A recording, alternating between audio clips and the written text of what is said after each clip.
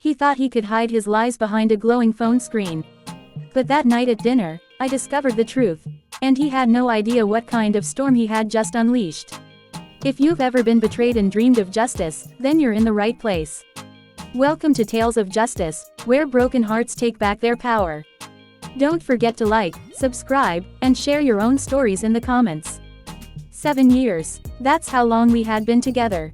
7 years of inside jokes, birthdays, lazy Sundays on the couch, and promises whispered in the dark.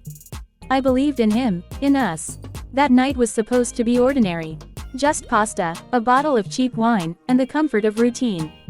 But ordinary nights sometimes hide extraordinary betrayals. I sat across the table, twirling spaghetti on my fork. He was glued to his phone, chuckling every so often. I felt the sting of being invisible, but I told myself he was just distracted. And then, he laughed out loud and said the words that froze my blood. "Wow, I can't believe she actually texted back." I asked, "Who?" My voice wasn't angry. It was small, curious. But when his eyes met mine, it was like watching a man swallow poison. He stammered, called her a coworker, and ran off to the bathroom. His phone buzzed on the table. One message, one little rectangle of truth that shattered everything. It read, "Can't wait to see you again, heart." My chest caved in. I couldn't breathe. I didn't touch his phone. I didn't need to. That one message told me everything. 7 years of love, reduced to lies in a single vibration. While he hid in the bathroom, I stared at the plate in front of me, pasta going limp in the wine-stained air. It wasn't just sadness. It was humiliation, rage, betrayal. Suddenly, little things started making sense. The late nights at work, the sudden distance in bed, the smug little smirks when he thought I wasn't watching. He thought he was clever.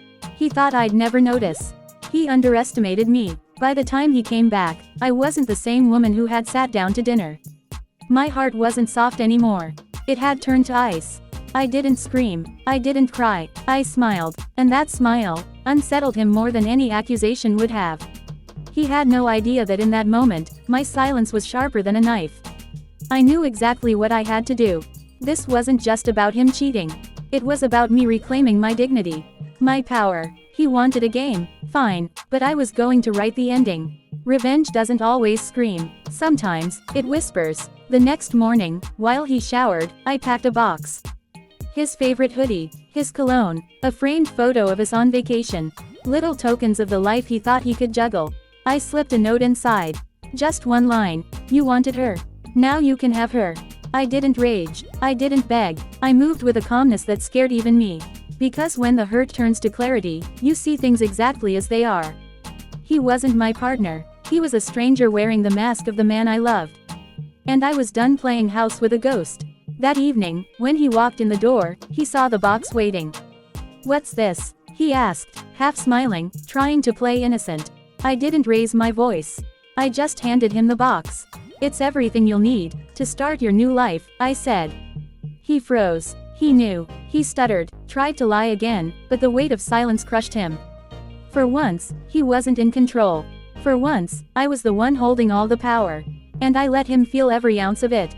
He begged. He promised. He swore it was nothing. But his words were just noise. I opened the door, looked him in the eyes, and whispered, "You don't get to break me and still keep me." And then I closed it. That sound, the slam of the door, the finality of it, was the sweetest revenge. Because the best revenge isn't screaming. It's walking away with your head held high while they stand in the wreckage of their lies. Here's the truth. Love isn't proven in words whispered in bed. It's revealed in how someone treats you when they think you'll never find out. His mask slipped, and I found my freedom. And in the end, that was worth more than 7 wasted years. If this story gave you chills, smash the like button, share your own revenge story in the comments, and subscribe to Tales of Justice for more stories of betrayal, power, and sweet revenge.